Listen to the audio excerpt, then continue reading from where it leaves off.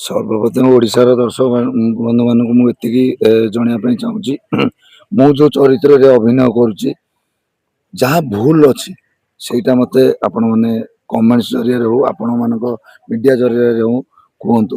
ମୁଁ ତାକୁ ଆହୁରି କେମିତି ଭଲ କରିବି, ଦର୍ଶକ ବନ୍ଧୁମାନଙ୍କର ମନକୁ କେମିତି ଜିତି ପାରିବି। ଯେମିତି କଟି କଟିରେ ଅଭିନୟ କରିକି ଯେମିତି ଭଲ ପାଇବା ସାଉଣ୍ଡ ସେମିତି ମୋତେ ଭଲ କହିବା ଆବଶ୍ୟକ ନାହିଁ। କ'ଣ କ'ଣ ଖରାପ ହେଉଛି ଆଉ ତାକୁ କ'ଣ କ'ଣ କରିପାରିଲେ ଭଲ ଆହୁରି ହବ, ସେଇଟା ମୋର ଦରକାର। ମୋର ଏତିକି ଅନୁରୋଧ, ଆପଣମାନେ କୋଅପରେଟ୍ କରନ୍ତୁ, ଆପଣମାନେ ଆଶୀର୍ବାଦ ଦିଅନ୍ତୁ, ଭଲ ପାଇବା ଏମିତି ଦଉଥାନ୍ତୁ। ଏଇ ଚୌକିଦାର ନାଟକରେ ଗୋଟେ ସୁନ୍ଦର ସଂଳାପ ଅଛି, ଯୋଉଟା କୁହନ୍ତୁ ଦର୍ଶକ। ସଂଗ୍ରାମ ତ ବହୁତ କିଛି ଅଛି।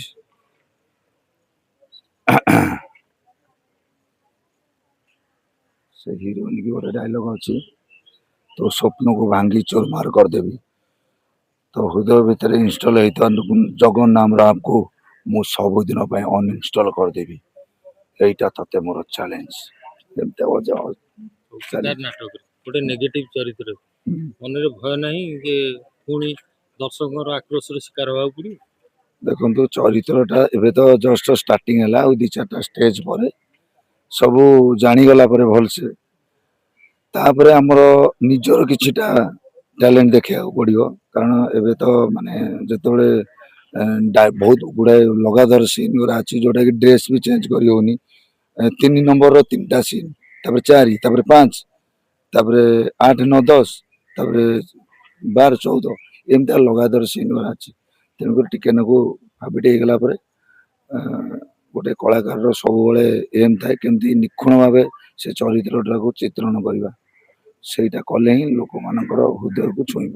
ଆଚ୍ଛା, ଜଣେ ଦର୍ଶକ ଆସିଥିଲେ କହିଲେ ରାଜବୀର ଭାଇଙ୍କର ରଙ୍ଗମହଲରେ ମତେ ଭଲ ଲାଗୁନଥିଲା, କିନ୍ତୁ ସିଏ ଏଠି ଦେଖିଲା ପରେ ଚୌକିଦାର ପୁଣି ଆମକୁ ବାଇଟ୍ ଦେଇକି ଗଲେ ଯେ ସିଏ ବହୁତ ମାର୍ଜିତ ହେଇଯାଇଛନ୍ତି ଆଉ ତାଙ୍କ ଅଭିନୟରେ ବହୁତ ମାର୍ଜିତ ଆସୁଛି।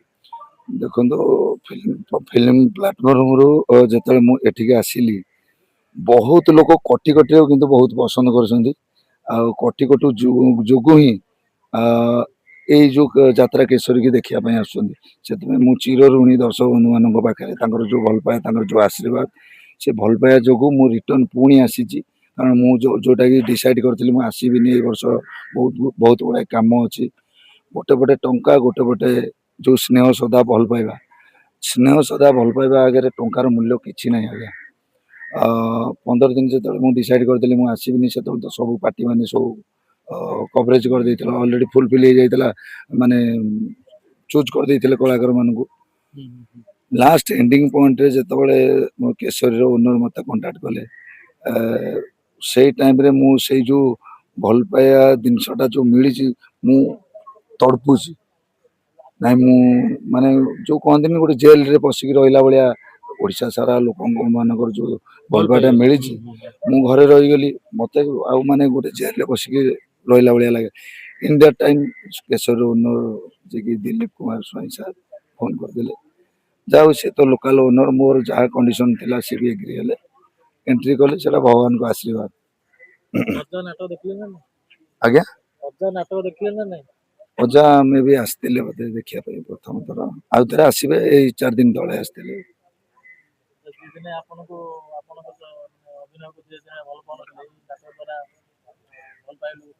ନାଇଁ ଭଲ ପାଉନଥିଲେ କିଏ କହିଲା? ଓଡ଼ିଶାର ଅଗଣିତ ଦର୍ଶକ ଯେତେବେଳେ ଭଲ ପାଇବା ଦଉଥିଲେ ସେ ବି ଭଲ ପାଉଥିଲେ। କିଛିଟା ଦେଖନ୍ତୁ, ମୁଁ ଯୋଉ ରଙ୍ଗ ଛାଡିକି ଆସିଲି, ଆପଣ ମାନେ ଭାବନ୍ତୁନି ଯେ ଅଜା ବାହାର କରିଦେଲେ ୟା ମୁଁ ଭଲ ଅଭିନୟ କରିନି ବୋଲି ପଳେଇ ଆଇଲି, ଏଇଟା ନାହିଁ। କିଛିଟା ପର୍ସନାଲ ଇସ୍ୟୁ ଥାଏ ଯୋଉଟା କି ପ୍ରୋବ୍ଲେମ। ବିଜନେସ ବି ବହୁତ ଗୁଡାଏ, ଗୋଟେ ବିଜନେସ ମ୍ୟାନ ର ପ୍ରଥମ ଲକ୍ଷ୍ୟ ହେଲା କେମିତି ଭଲ ଇନକମ କରିବା, ତା ବୋଲି ଲସ୍ କରିକି କାହିଁ ଇଏ କରିବେ। ସେ ଯୋଉ 2ଟା ବହି ଗଲେ ସେଥିରେ ଭିଲେନ୍ସ କିଛି ନାହିଁ। ଅନେଷ୍ଟଲି ଏତେ ଟଙ୍କା ଆଇ ବଜେଟ ଦେଇ କାହିଁକି ମତେ ରଖିବେ? ତାପରେ ବି ସେ ବି ନିୟମ କରିକି କହିଲେ ନାହିଁ ମୋର ଆସିବି କି ସେକେଣ୍ଡ ବର୍ଷ ମୁଁ ଯେମିତି ହେଲେ ଆଣିବି, ଏଇଟା ବି କହିଛନ୍ତି। ଦେଖନ୍ତୁ ସେମିତି କିଛି ଗୋଟେ ମନାନ୍ତର ଭାବରେ ମୁଁ ଆସିନି।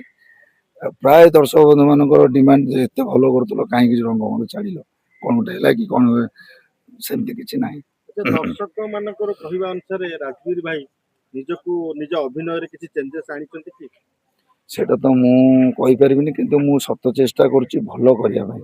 ଗୋଟେ ଏଇ ଯୋଉ ଚରିତ୍ରଟା ମିଳିଛି ଏଥିରେ ସବୁ ପ୍ରକାର ଆକ୍ଟିଂ କରିବାକୁ ଏଥିରେ କମେଡି ବି ଅଛି ମାନେ ଆଜ ଏ ଭିଲାନ ସେ କମେଡିଆନଙ୍କ ସହିତ ମିଶିକି ସେ କମେଡି ବି କରୁଛି ରୋମାଣ୍ଟିକ ସିନ୍ ଅଛି ଆଗ୍ରେସିଭ ସିନ୍ ଅଛି ଗୋଟେ ମ୍ୟାନେଜର ଚରିତ୍ରରେ ଅଭିନୟ କରୁଛି ତେଣୁକରି ଯଦି କହିବା ସିନେମା ଜଗତରେ ରାଜବୀର ଭାଇ ଜଣେ ହିରୋ ଆଜ୍ଞା। ଯାତ୍ରା ଜଗତରେ ଗୋଟେ ଭୟଙ୍କର ଖଳନାୟକ କହିଲେ ଅତ୍ୟୁକ୍ତି ହବନି କାରଣ ଯେତେବେଳେ ବାହାରନ୍ତି ଫାଷ୍ଟ ଯେତେବେଳେ ଏଣ୍ଟ୍ରି କରନ୍ତି ତାଙ୍କର କିଛି ଦମଦାର ସିନ୍ ଥାଏ ଯୋଉଟା କି ମାରିବା ପିଟିବା ହାଣିବା ଏମିତି ଥାଏ ଏମିତି କାହିଁକି ଥାଏ? ଦେଖନ୍ତୁ ମୁଁ ସବୁବେଳେ ଏମ୍ ରଖେ ଯେତେବେଳେ ଏଣ୍ଟ୍ରି ସିନ୍ଟାକୁ ବେଶୀ ଫ୍ୟୁରିୟସ୍ କରିବା ପାଇଁ ଆକ୍ଚୁଆଲି ମୁଁ ଯେଉଁ ରଙ୍ଗମହଲରେ ଏଣ୍ଟ୍ରି କରିଥିଲି ମୋର ଆକ୍ଚୁଆଲି କହିବାକୁ ଗଲେ ମୁଁ ପାଥେଟିକ୍ ରୋଲ୍ ଗୁଡ଼ା ବହୁତ ଭଲ କରେ ଅଜା ବି ଅଟୁ ମୋତେ ସେଇ ପାଥେଟିକ୍ ରୋଲ୍ ପାଇଁ ହିଁ ମୋତେ ନେଇଥିଲେ ଅଚାନକ ଯେତେବେଳେ ହର ସାର୍ ଯେତେବେଳେ ତାଙ୍କର ବହିଟା ହେଲାନି ବାବୁନାର ବୋଉ ମରିଛି ଇଣ୍ଡିଆ ଟାଇମ୍ ମୋତେ ଦରିଆ କୂଳରେ ଏଣ୍ଟ୍ରି କରେଇଲେ କହିଲେ ଦେଖିବା କରିପାରୁଛୁ ନା ନାହିଁ କଟି କଟିରେ ବି ସେଇ ଖଳନାୟକ ଚରିତ୍ରରେ ଅଭିନୟ କରେ ବହୁତ କୋଅପରେଟିଭ ବହୁତ ଭଲ ଲୋକ ସେ ମୁଁ ଯାହା ବି ଭାବିଥିଲି ଦେଖନ୍ତୁ ଆମେ ଯଦି ଏଠି କାହା କଥା ଶୁଣିକି ଆମେ ରହିଯିବା ବିଭିନ୍ନ ପ୍ରକାର ବିଭିନ୍ନ ଲୋକଙ୍କ ନାଁରେ ୟାର ସ୍ୱର କହୁଛନ୍ତି କିନ୍ତୁ ଆପଣ ଯଦି ନିଜେ ନ ମରିବେ କେବେ ସ୍ୱର୍ଗ ଦେଖିବେ ବାପି କଣ୍ଟା ଭାଇ ବହୁତ ବଢ଼ିଆ ଲୋକ କିଛି ଅସୁବିଧା ନାହିଁ ବହୁତ କୋଅପରେଟ୍ କରୁଛନ୍ତି ତାଙ୍କର ମୋର ଯେଉଁ ଫାଇଟ୍ ସିନ୍ ଅଛି ବହୁତ ଇଏ କେମିତି ମୁଁ ଦେଖନ୍ତୁ ଗୋଟେ ଭିଲିଆନ ଯେତେ ଟର୍ଚରିଂ କରିବ ଯେତେ ଟର୍ଚର କରିବ ଯେତେ ବାଡ଼େଇବ ଯେତେ ତାକୁ ମାନେ ଇମୋସନକୁ ହଟ୍ କରିବ ସେତେ ଅଡ଼ିଏନ୍ସ ସେତେ ମାନେ କ'ଣ ପାଥେଟିକଟା ବେଶୀ ଆହୁରି ହେବେ ତେଣୁକରି ତାଙ୍କର ଯେଉଁ ମୁଁ ଯେଉଁ ଚରିତ୍ରରେ ଅଛି ଟର୍ଚର କରୁଛି ଯଦି କହିବା ବାପି ପଣ୍ଡା ହଉଛନ୍ତି ଜଣେ ସିନିୟର କଳାକାର ଓବେସି ଆପଣ ତାଙ୍କୁ ଜୋତାମାଳ ପିନ୍ଧଉଛନ୍ତି ବାଡ଼ଉଛନ୍ତି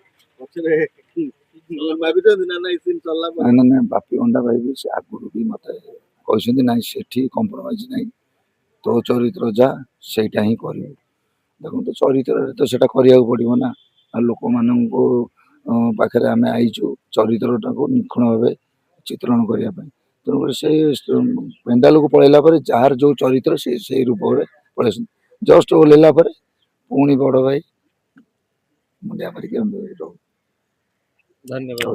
ଜୟ ମାତା